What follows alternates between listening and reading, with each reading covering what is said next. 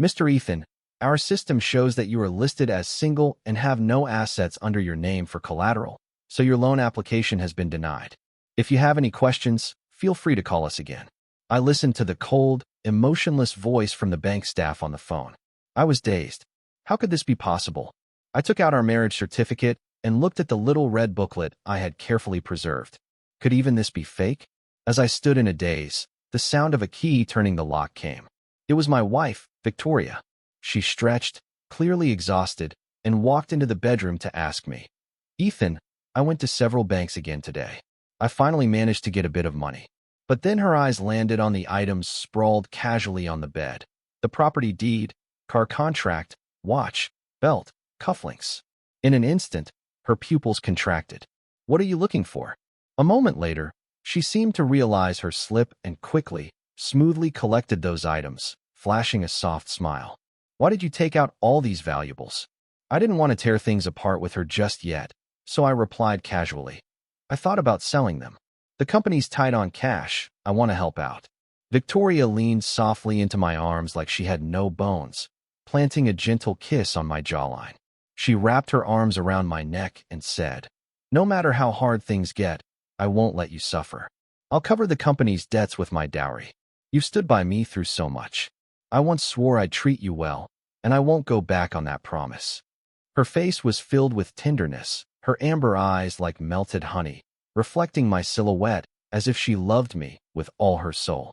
But I only felt cold, a chill piercing through me because I knew everything on that bed, which looked like it was worth a fortune, was all fake, utterly worthless, just like our marriage. The next second, Victoria's phone rang. She sat up, her expression turning serious. She quickly threw on the jacket she had just taken off, ready to leave in a rush. As she reached the hallway, she finally remembered to turn around and say, "Ethan, something came up at the company. You might have to eat dinner by yourself tonight." This wasn't the first time she left in a hurry. I used to think she was just busy, that her work kept her running around. I never questioned it. But now, as the company's deputy general manager, how could I not know if there was any urgent business requiring Victoria's attention?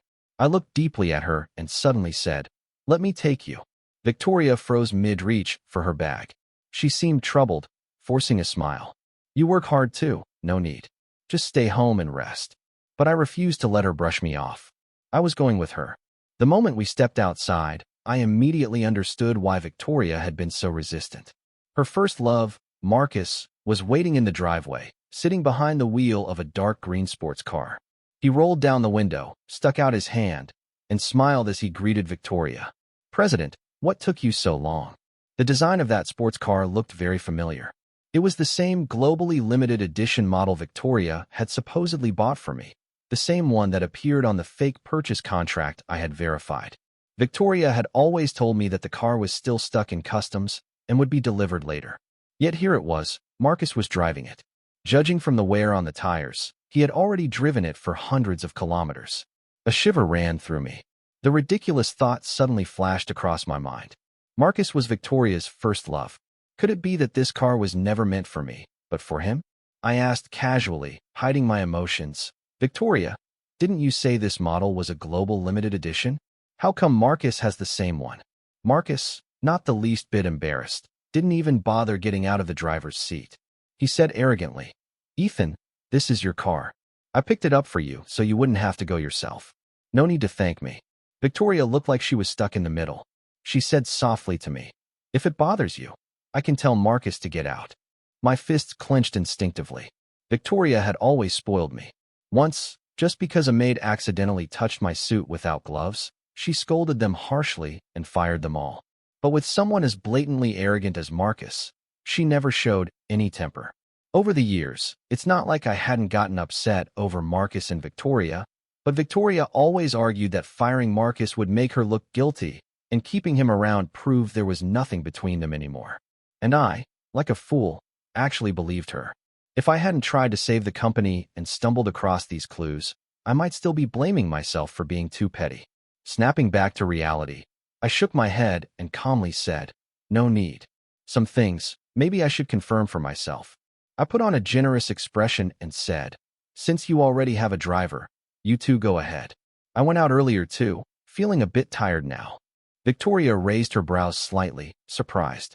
Where did you go? I explained. I've still got some savings left. I went to the bank to withdraw them to help with the company. The next second, Victoria rushed over and threw her arms around me, burying her head in my chest. Her voice was muffled with emotion.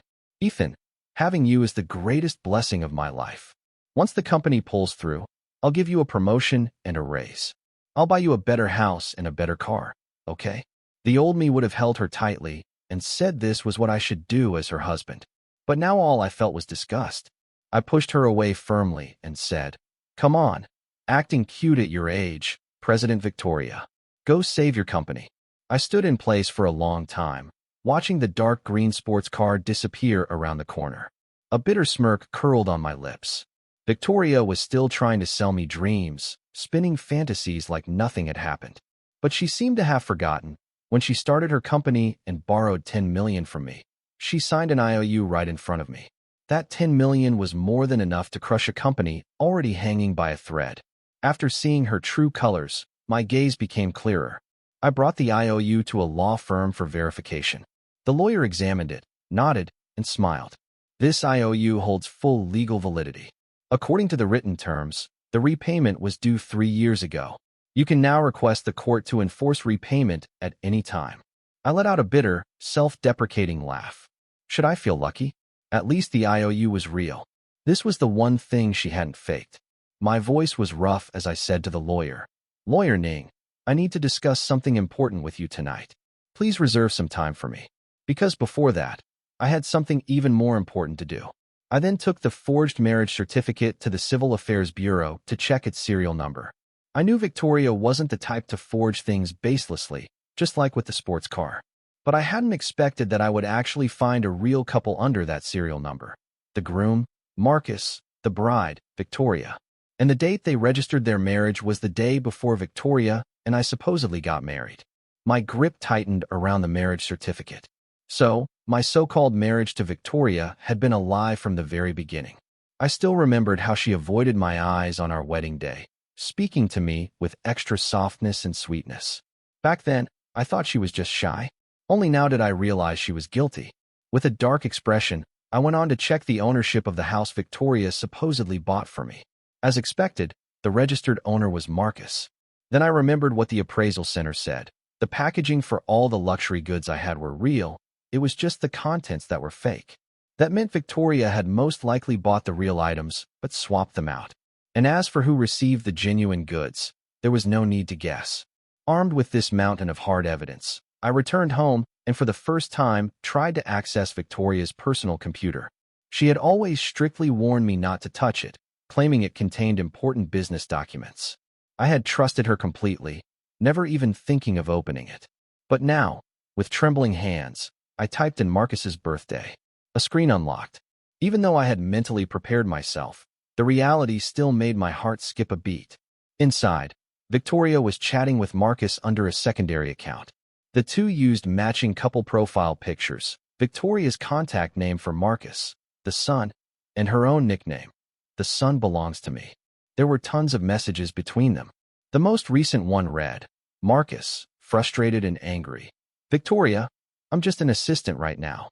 Everyone in the company says I'm not good enough for you. It's infuriating. You have to punish Ethan for me. And Victoria replied almost instantly, Of course. I'll pick a good day soon and kick him out of the company with nothing. How about that?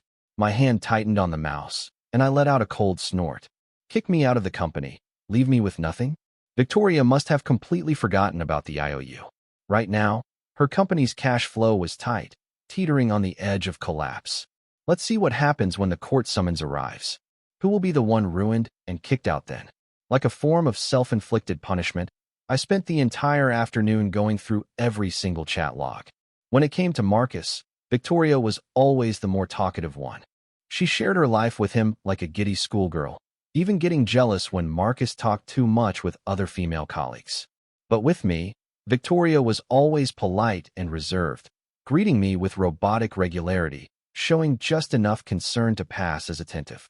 What I used to see as warmth now felt like pure, perfunctory routine. As I scrolled down the messages, Victoria suddenly sent me a text. Ethan, You didn't look too well today. I ordered food for you. It'll be there soon. Only then did I look up and realize it was already dark outside. The old me would have felt deeply touched by a message like that, delighted even. But now I knew, when Marcus lost his appetite, Victoria would cook for him herself, sometimes even feed him by hand. Love or not, it couldn't be more obvious. But then, why would she go to such lengths to deceive me for 7 whole years? Why cover her tracks so thoroughly? Was I still useful to her in some way? I still remembered vividly how she held my hand when signing the IOU, tears in her eyes, swearing with utter seriousness that she would never betray me. I thought our love was mutual, but now she felt like a stranger, someone I'd never truly known. Snapping out of it, I picked up my phone and replied with a simple okay. In the past, I would have sent a long, gushing love you, thank you, my sweet wife. But Victoria didn't seem to notice anything strange. She casually replied with a silly emoji. That same emoji. I'd just seen it earlier in her chats with Marcus. So that's where she got her collection of stickers. I'd once wondered when she started using emojis like that. Turns out, the signs were always there. I didn't waste any more time mourning lost love. I used my phone to record all the chat logs as evidence, just in case. Once I finished, I headed straight to the law firm to talk to the lawyer. After I laid everything out, the lawyer fell into thought and said, Mr. Ethan, this IOU is legally binding. I can help you file a lawsuit right away. But your wife is the legal representative of the company. If the company goes bankrupt, she'll bear primary responsibility. He paused, then added gently, while I understand your position, you should be aware that spouses share joint liability. That means you'll also be responsible for the company's debts. You might suffer significant financial losses yourself. Please think carefully. I smiled faintly and replied, Lawyer Ning, Victoria and I were never actually married. The marriage certificate was fake. The lawyer widened his eyes, thinking it was all my doing, and gave me a thumbs up with admiration. Mr. Ethan, you really are foresight. Great. I'll draft the complaint right away. I simply smiled without a word. It wasn't foresight. All of this was Victoria reaping what she sowed. As I walked out of the law firm, my eyes caught the bold headline on a nearby newsstand. An entire front page of the newspaper read, Business Circle's rising star Victoria splurges again, buys antique brooch for beloved husband. I walked over. The article was nothing more than the usual fluff, talking about how deeply Victoria loved me, how she had spent a fortune at auctions buying extravagant gifts for me. Now she had bought an antique brooch again. The article praised Victoria as beautiful and virtuous, a model wife. I gave a bitter chuckle as I recalled the past 7 years of marriage. Everyone thought Victoria was insanely devoted to her husband, madly in love with me. Every time the company made a bit of money, she would spend it all on me, buy me luxury houses and cars. And in the face of everyone's admiration and compliments, Victoria would only lean shyly on my shoulder, look up at me with tender eyes and say, Ethan was there for me when I was a nobody. Without him, there would be no me today. He is my everything.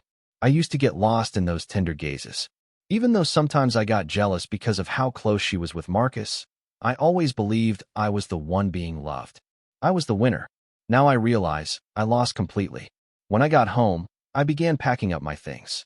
Just thinking that this house belonged to Marcus made my skin crawl, like ants were crawling all over me.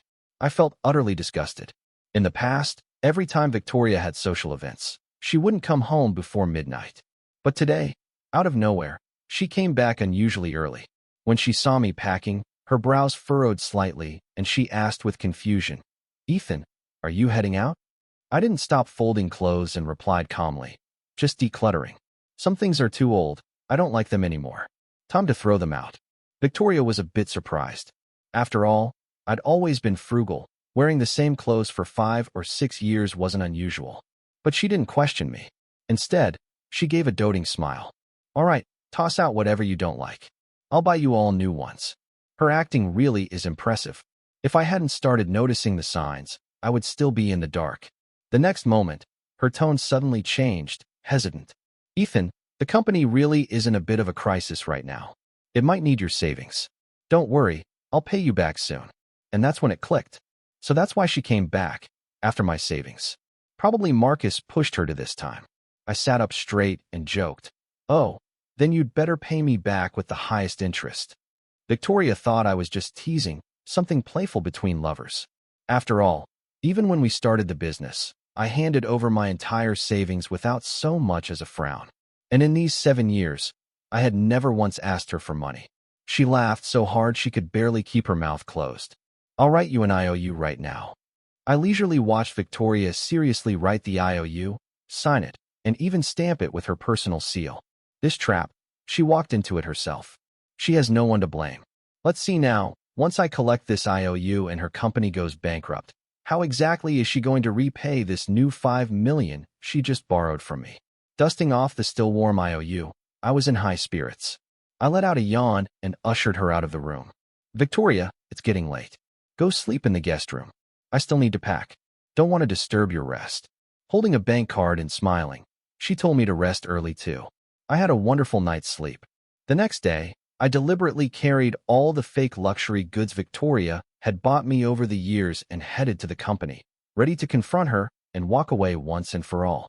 But the moment I stepped into the company, I was greeted by a noisy crowd. There was a celebration going on. On stage, Victoria smiled as she handed an appointment letter for Vice President straight into Marcus's hands. Below the stage, thunderous applause erupted from the staff. From the looks of it, they had arranged everything beforehand. Everyone knew but me. I stood at the entrance and asked calmly, "And what about me?" Victoria looked a bit flustered, pulled me aside, and whispered, "Ethan, I'm doing this so you won't be too tired. Be good, okay? Just relax at home from now on. Let others handle the work." If it were the old me, I might have fallen for her sweet words, thinking she truly cared about me. But now I knew this was all just to pave the way for Marcus's rise. So I furrowed my brow on purpose and pretended to look heartbroken as I resisted. "But I want to help you. I don't want Marcus to take my position. Unless, do you still have special feelings for him deep down?" Victoria's brows knitted tightly, just about to speak, but Marcus up on stage let out a cold snort and mocked. "Ethan, why are you rambling so much? Are you trying to challenge the CEO? Is this company Victoria's or yours? You're just a freeloader, acting like you're something special." He wore a custom-tailored suit, full of arrogance, striking a pose befitting a vice president. Style of that suit? I recognized it right away. It was from Victoria's go-to personal designer. Clearly, Marcus thought he was about to ascend to power and no longer felt the need to keep up appearances. Victoria, instead of being angry at Marcus's arrogance, turned to me and said, "Ethan, I've already made my decision. Please don't make things difficult for me, all right?" As she spoke, she took the lead and began clapping, signaling everyone to join in congratulating Marcus on his promotion. With the CEO applauding, everyone naturally followed, offering loud praise. "Congratulations, President Marcus. From now on, our company will thrive under you and CEO Victoria. I always knew you had the aura of a true leader, so impressive and charismatic." Looks like I was right. Among the cheering crowd, I alone remained motionless. Marcus basked in the flattery, clearly delighted. Seeing I stayed silent, his eyes gleamed with malice. He deliberately picked on me and asked with a sneer, "Ethan, everyone else is congratulating me. Are you looking down on me?" Victoria, now fully invested in Marcus, tugged my sleeve gently and coaxed, "Just give Marcus some face, all right? Today's a happy day, don't make things ugly." I still said nothing, even let out a quiet, cold chuckle. Victoria's face darkened and she warned in a low voice, "Ethan, if you keep this up, I'm going to get angry." In the past, whatever she said, I followed without hesitation. But now, seeing I remained unmoved, Victoria's eyes blazed with fury. She snapped, "Ethan, I was planning to keep you in the company, but if you keep acting like a child, I'll really send you home." All I felt was bitter irony. I curved my lips into a smirk and stepped forward. Victoria thought I was finally giving in and visibly relaxed. But in the next second, I picked up the pile of counterfeit goods I'd placed at my feet just moments ago, and then I tossed them directly onto Marcus and Victoria, the CEO and vice president. "My gift to you both. Do you like it?" Like a shower of confetti, all sorts of items, contracts, ties, belts, brooches, rained down on the two of them. Victoria instinctively shielded Marcus, and the hard edge of a property deed struck her temple, leaving it red and swollen. Everyone was stunned, staring at the property deeds and marriage certificates scattered across the floor. They couldn't understand why the usually mild-mannered me had suddenly lashed out, especially at my loving wife. Victoria was dumbfounded too. Something seemed to click in her mind, and she ignored the injury on her forehead as she hurriedly said, "Ethan, let me explain." I gave a cold laugh. "Explain what, Victoria? You and Marcus are so in love. Don't drag me into it. It's disgusting." Victoria's face went pale and panic flashed across her features. She instinctively retorted, "It's not like that. I," she stammered without saying anything meaningful, then suddenly hardened her expression and looked up at me, speaking in a pitiful tone. "Marcus's name might be on the deeds, but you're the one who got to live the rich life. You enjoyed the admiration of everyone. Can't I at least fulfill his small wish?" The way she said it, it was as if I were the unreasonable one and poor Marcus was some tragic figure being wronged. I never would have dreamed Victoria could twist the truth so shamelessly. The crowd around us had now gotten their full fill of drama and started whispering among themselves. Marcus looked defiant, no longer pretending. He boldly wrapped his arm around Victoria's shoulder and smugly declared, "Since you know the truth now, why don't you get lost already? Your luxury house is mine, your car is mine, Victoria is mine, and the company is mine too." A smug smile curled on his lips, fully convinced he was the ultimate winner, and he looked at me with utter contempt. "You're just a clown. If I were you, I'd crawl into a hole and never come out. And yet you still have the nerve to show your face here." Everyone looked utterly shocked. No one had ever imagined that the so-called husband-obsessed Victoria would have an affair. I, however, simply looked at Victoria and said indifferently, "Is that so, Victoria? Is that what you really think too?" Victoria's gaze flickered, her brows furrowed deeply. She let out a sigh and murmured, "Ethan, I've wronged you. You can ask for anything you want." I scoffed and replied with disdain, "Ask for something? Do you even have the ability to give it? Your company is on the verge of collapse." Before Victoria could respond, Marcus burst into arrogant laughter. "You still don't know, do you? Victoria's company is doing just fine. There's nothing wrong with it. You were dumb enough to hand over your savings to help her. What an idiot." Instead of getting angry, I smiled even wider and said, "Marcus, so what if you're vice president now? Do you even own shares in the company? One word from Victoria and you're out. And you're still strutting around like you're important." Victoria immediately jumped in to defend him, scolding sharply, "Ethan, stop spouting nonsense. I gave Marcus half of my shares. He's more qualified than anyone to be vice president." I sneered silently. I'd been with Victoria for 8 years, married for 7, and she never once talked about giving me equity. But for Marcus, she generously handed over half the company. Fine by me. When the company goes under, the 2 shareholders can spend the rest of their lives paying off the debt. As if the universe had a sense of timing, just then, the company security reported that a group of people speaking legal jargon had arrived and wanted to come in. Victoria's expression softened. She turned to Marcus and gently explained, "They should be the lawyers I called. They're here to handle your equity disclosure. From now on, you'll be our company's official vice president." Seeing that I remained silent, Marcus thought I had accepted defeat and let out a wild laugh. "Ethan, I'm about to become the boss of a publicly listed company, and you're just a worm. The former school heartthrob. Look at you now, what a joke. Someday when you're on your knees begging, I might throw you a scrap of food." Victoria, on the other hand, looked at me seriously and said in a low tone, "Ethan, if you admit your fault now, I can pretend none of this ever happened." I simply shook my head. Immediately, the onlookers all wore amused expressions, waiting for drama, expecting me to blow up and go at them. But what none of them expected, the next moment, walking into the company lobby was not a group of lawyers, but a team of uniformed officers. "Who is Victoria? This is a court summons. You are required to repay the debt owed to Mr. Ethan immediately. Otherwise, we will initiate asset freezing procedures and shut down your company." In an instant, everyone looked as if they'd been struck over the head, shock written across their faces as they all turned to Victoria in unison. I sighed inwardly. Perfect timing. When this case wraps up, I'm definitely treating Lawyer Ning to a nice dinner. It took Victoria a while to recover. She tried to keep her composure and frowned at me. "Ethan, was this your doing too? What's gotten into you today?" Are you trying to stir up endless trouble? I sneered silently. Judging by her reaction, she probably thought these court officers were just hired actors sent by me to make a scene. Marcus rolled his eyes and even stepped forward, trying to mess with the officers. Hey, man, where'd you rent that uniform? Looks pretty legit. How much did Ethan pay you guys? Before I could say a word, the court officers had already turned serious and addressed Victoria. Are you the legal representative of this company? If you do not wire the owed amount to Mr. Ethan's account within 3 days, we will proceed with forced execution. Your company's assets will be frozen and the business will be shut down. As they spoke, they pulled out their credentials and displayed them. Marcus's hand froze midair and he looked helplessly at Victoria. Victoria, is this for real? Victoria clenched her fists so tightly her long nails dug into her palms, but she seemed numb to the pain. With her experience, of course she could tell this was no joke. She just couldn't understand what debt was she supposedly being called on to repay.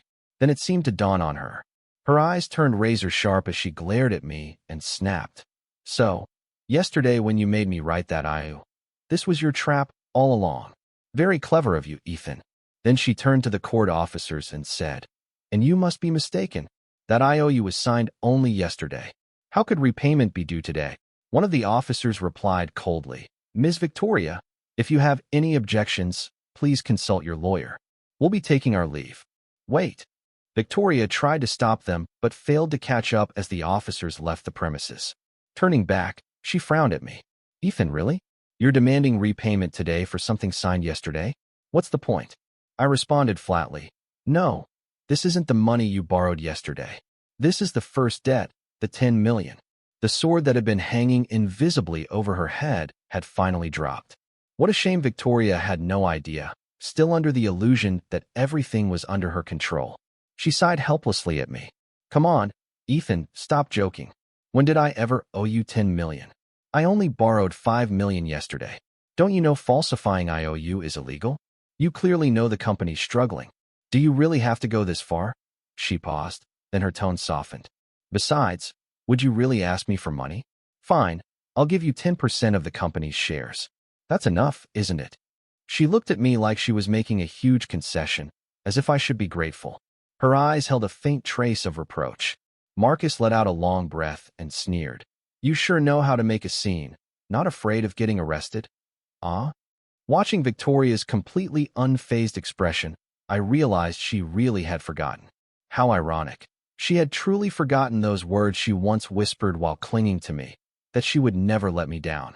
No wonder she could so shamelessly fawn over Marcus now, handing me one fake gift after another with a straight face. Snapping back to the moment, I chuckled coldly. Victoria, you really do have a selective memory, huh? Have you even once thought about where your startup capital came from? Without hesitation, Victoria shot back. Of course it was from my own hard work. Then, as if something suddenly clicked, her face turned pale, her voice grew smaller and smaller until it was barely audible. Marcus, still clueless, just scoffed. Don't tell me it came from you. Victoria told me when we broke up she wanted to succeed by her own effort so she'd be worthy of me. If it weren't for you still being of some use, you think she'd have put up with the disgust of being with you? Victoria suddenly grabbed Marcus's arm, whispering, Enough, stop talking. I merely smiled. Oh, that's impressive. Then I pulled out the carefully preserved IOU from my pocket and held it up. Then what's this? The crowd had gotten their fill of drama, glancing around with eager eyes. Looking at the IOU with that still slightly immature signature, Victoria's face darkened even more. She took a deep breath and spoke in a calm tone. Ethan, calm down. Let's talk, okay? You know the company's cash flow is a bit tight right now. In front of the others, she chose her words carefully, trying not to stir up panic among the staff. But I knew the truth. The company was barely balancing its books. One debt collection could tip it over, let alone this 10 million yuan debt. Marcus, unaware of the real situation, finally caught on and scoffed with disdain. It's just 10 million. What's the big deal? Our company pulls in billions in revenue. Why would we care about that small change? Then he said, Finance, transfer the money to Ethan now. Let's not let some outsider look down on us. Shut up. Victoria's face grew uglier by the second. Her voice was sharp, almost gritted between clenched teeth as she snapped at Marcus. It was probably the first time Marcus had seen Victoria this furious, cold, and distant. He was clearly upset by it. Drooping his eyelids, he muttered in disdain. "Come on, Victoria, I'm just telling it like it is. Don't tell me you still have feelings for Ethan. He's just a freeloader. You're still standing up for him." I was already bored of this farce. I said coolly, "You two better think about how to come up with the money in 3 days." Victoria bit her lip so hard it drew blood. She took a step forward, wrapped her arm around mine, and softened her tone. "Ethan, we were married. That bond has weight. This company, it's our joint effort. Do you really have the heart to do this? All right, I know I went a bit too far this time. You want the vice president position, right? I'll make Marcus step down, okay?" "Step down? You'd think I was the one stealing his job." I let out a cold laugh and immediately flung her hand off. I brushed off my sleeve like it was contaminated. My tone icy. "Victoria, enough. If that 10 million doesn't land in my account, see you in court." Without giving her stunned expression a second glance, I turned and walked away. I had already made arrangements with my buddy yesterday to crash at his place for a few days. Not long after I arrived downstairs with my luggage, my old friend Julian was already waiting. He cheerfully grabbed my suitcase and ushered me in, laughing. "Well, if it isn't the whipped husband himself, what brings you to my humble abode?" I smiled. "Didn't you say you wanted to start a company before? How about I help you do it now?" Back when the company Victoria and I ran was doing well, Julian had wanted to invest, but Victoria wasn't too keen, so it was shelved.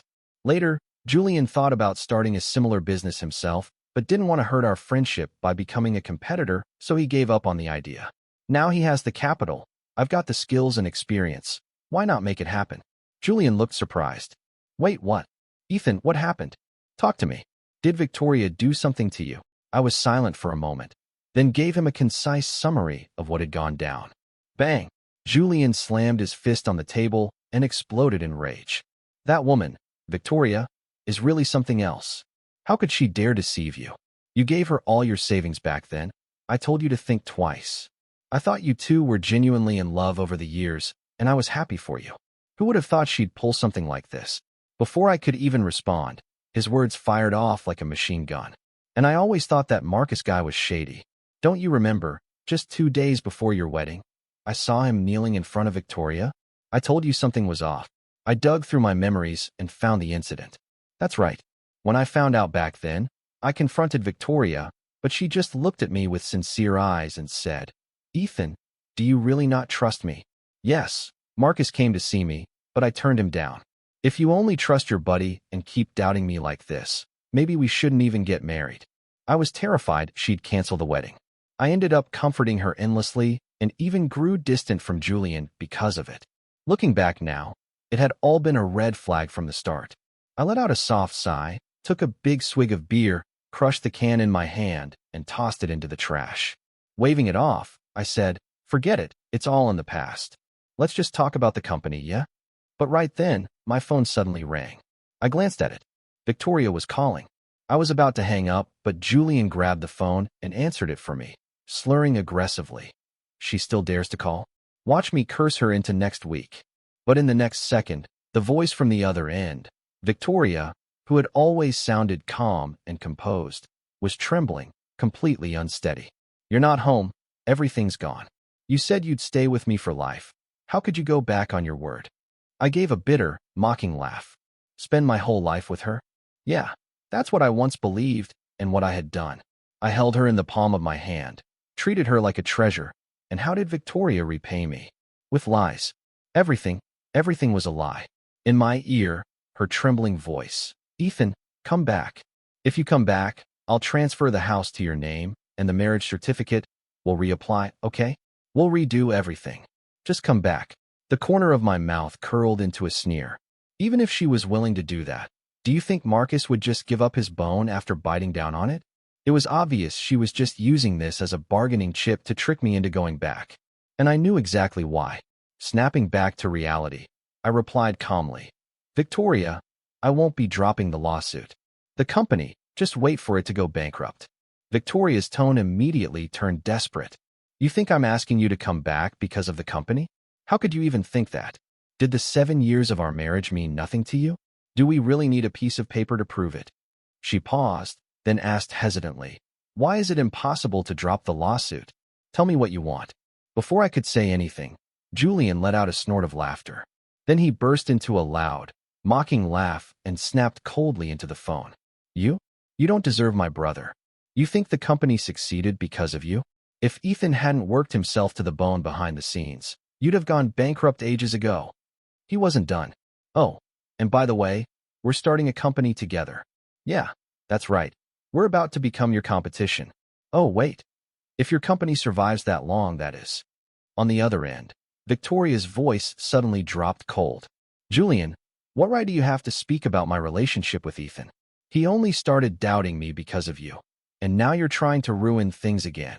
She then returned to her old, condescending tone and scolded me coldly. Ethan, how many times have I told you? Stop hanging out with losers like Julian. He'll only drag you down. Be good, listen to me, and come home. The antique brooch I bought at the auction just arrived. Come try it on. I let out a silent, sarcastic laugh. Even now she thought I was just sulking, that a little trinket or sweet talk could buy me off, that I was still the Ethan who loved her to the core. I said icily, Victoria, who do you think you are to tell me what to do? My debtor, a stranger, or Marcus's wife? My words hit her like a slap. She sucked in a breath, barely holding back her rage, then spoke slowly. I know that's the thing that's been eating away at you. Before the wedding, Marcus had depression and tried to kill himself. When I got there, he was already standing on the rooftop. If I hadn't agreed to marry him, he really would have jumped. Ethan, that's a human life. If I don't marry him, he'll die. Does she even hear herself? Does that logic make sense? More likely, her feelings for Marcus never truly ended. She got emotionally involved and made an irrational choice. She paused for a second, then said, Back then, when I got together with him, I promised I would marry him. You know I'm not someone who breaks promises. But over all these years, we never crossed the line. Nothing ever happened between us that would betray you. I cut her off coldly. That's enough. I don't care anymore, Victoria. Don't contact me again. I truly wish you and Marcus a long and happy life together. Victoria finally lost control. Her voice, distorted and amplified by the call, suddenly surged. How could you bless me and him to live happily ever after? I'm your wife, Ethan. Have you lost your mind? I rolled my eyes internally. So stubborn. You were sharp enough when scheming against me, and now you're pretending you don't understand a word? Too late. I didn't bother with her any further and hung up the phone. 2 days later, Lawyer Ning informed me that Victoria's account was out of funds. The court had enforced a freeze on her bank cards and transferred the $10 million to my account. Now her company's cash flow had completely collapsed. It was essentially beyond saving. I asked. She didn't sell her house or her car? Lawyer Ning sighed softly. Her husband, Marcus, flat out refused. I'm not sure what he told her, but she eventually decided to take on all the debt alone. I let out a cold chuckle. Didn't expect that. Victoria really does love Marcus. At this point, even knowing Marcus is no good, she's still willing to carry everything on her own. But what does that have to do with me? My expression turned indifferent as I said suddenly, Oh, right. I still have an IOU from her. Once the deadline hits, please help me file another lawsuit. Lawyer Ning looked at me with newfound respect. This move alone would drag both of them down again, permanently. After leaving the law firm, I went with Julian to scout locations for the new company. We quickly settled on an entire floor in an office building. I thought things would end there, that I'd never have to deal with Victoria and her mess again. But to my surprise, Victoria made a dramatic comeback. Her company, once on the brink of bankruptcy, somehow came back to life. No idea where she got the investment from. Still, that too was part of her strength. Fate is fate. I'll just take what I'm owed. No need to say more. 3 months later, at an industry seminar, I ran into Victoria. She was wearing a high-end custom gown, leaning softly against Marcus, playing the part of the doting wife. Had I not seen it with my own eyes, I would never have imagined the once decisive and dominant CEO turning into this. I rolled my eyes internally and was about to walk past. She suddenly stepped in my way, blocking my path. She lifted her gaze, pride written all over her face, and said coldly, What, Ethan? Feeling guilty, so you're trying to avoid me? Guilty? Who's the guilty one here? I replied coldly, Well, if it isn't the famous CEO Victoria. By the way, When are you paying back that 5 million you borrowed from me? Don't forget, I'm charging you the highest possible interest. Victoria raised her slender neck and locked eyes with me. That little amount. Of course I'll pay it back. You clearly don't know, but I've partnered with a major international corporation. They're giving me unlimited funding. You, on the other hand, are just a small-time loser, still fussing over interest. Wait a minute. Unlimited funding. That screamed scam. But I didn't feel the need to warn her. No reason to dirty myself trying to save her. I simply let out an, "Oh," and replied, "Well then, CEO Victoria, if you're so rich, why haven't you paid me back yet?" Victoria looked dismissive and tapped on her phone casually. And just like that, she really transferred the 5 million over. Before I could say anything, Marcus, who had been holding Victoria by the waist, finally couldn't hold back. He let out a mocking laugh. "Ethan, getting worked up over 5 million? How petty. I heard you started a company. How's that going? If you're strapped for cash, just get on your knees and give me 3 loud kowtows. Maybe I'll overlook the past and toss you some investment." I looked at Marcus suspiciously. Victoria being smug was expected, but Marcus acting like a nouveau riche, both wrists flaunting luxury watches, jewel-studded pins, and cufflinks glittering so hard they could blind you. If their company were truly doing well, I might understand. But they just barely crawled out of a financial disaster. And they already have spare cash? Seeing my skeptical expression, Marcus cleared his throat. "What, don't believe me?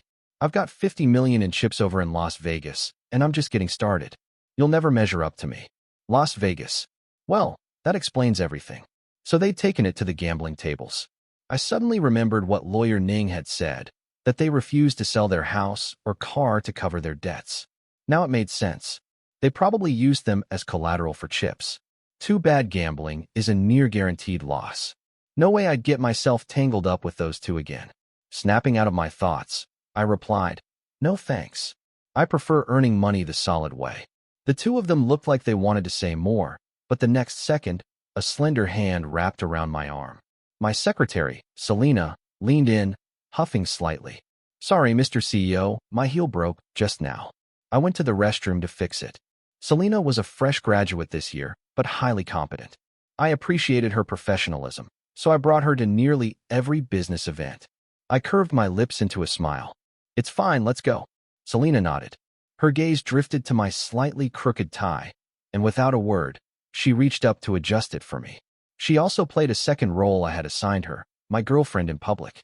It made it easier for her to interact with reps from other companies. I was just about to respond when a sharp, shattering sound of glass suddenly rang out beside me. I turned toward the noise. Victoria had crushed the wine glass in her right hand, completely shattered it in her grip.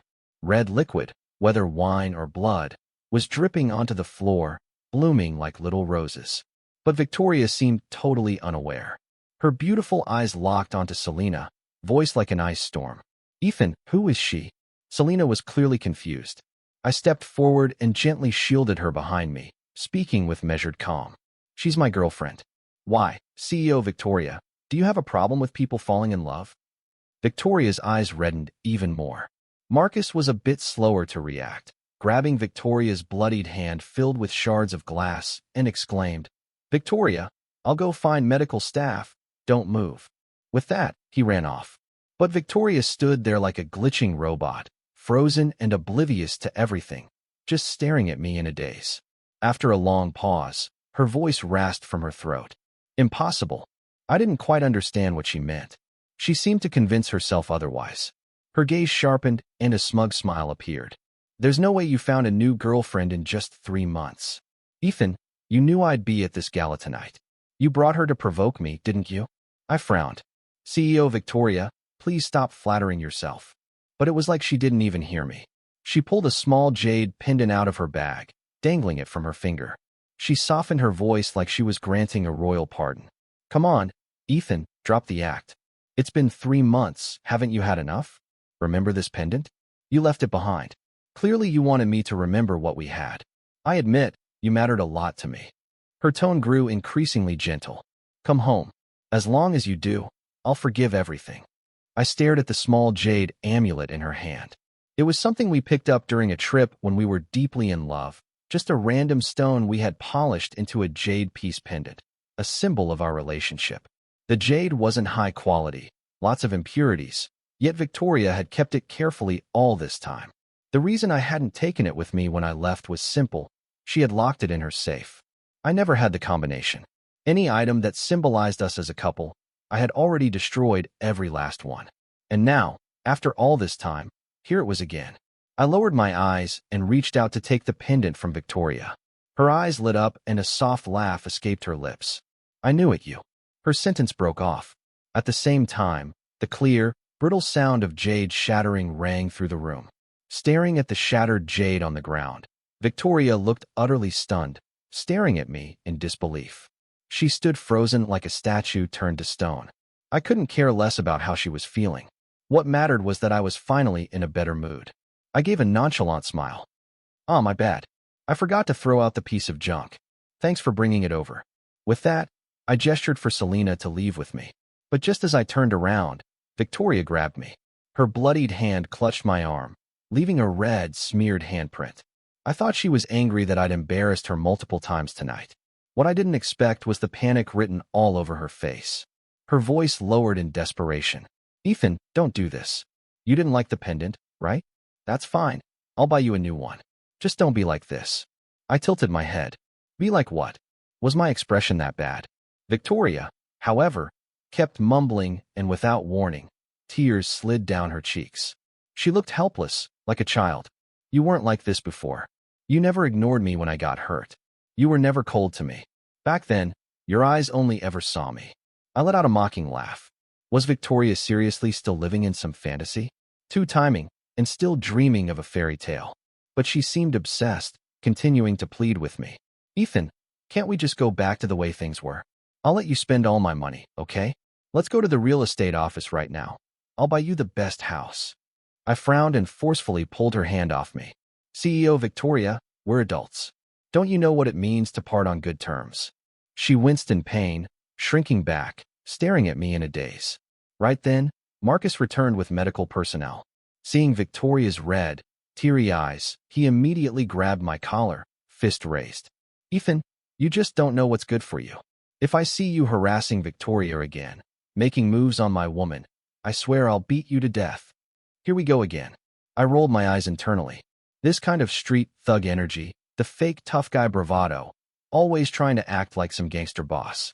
I honestly didn't understand how Victoria had fallen so hard for someone this crude and uncouth. I replied with calm indifference. "Marcus, are you not aware that this event is under police security?" Marcus's eyes were filled with fury. He clearly wasn't listening. He sneered. "You think I'm scared of the cops just because you said so?" I looked past him, directly at the line of uniformed officers now entering the venue, and said seriously, "The police are here. Keep bluffing, you piece of—" Just as he was about to throw a punch, Marcus's hand was caught and pinned. The next moment, a pair of cold handcuffs clicked shut around his wrists. Beside him, Victoria, who was having her wound cleaned with iodine, was also taken into custody. One officer stated firmly, "You two are suspected of illegal gambling. Please come with us." Later, I saw in the news that Victoria's so-called funding had come from loan sharks, and Marcus had gotten involved in shady underground operations. Both of them were dealt the punishment they deserved. 3 years later, Victoria was released from prison, but buried in massive debt. She lived day to day in hardship, relying on a roadside stall to survive. As for Marcus, he never changed. He eventually lost everything at the gambling tables and vanished without a trace. Meanwhile, the company Julian and I built flourished. We were on the verge of going public. We stood together, posing for a photo in front of our company building. On my left stood my best friend, Julian. On my right, my beloved Selena. My heart was at peace, and the future, it looked just as bright.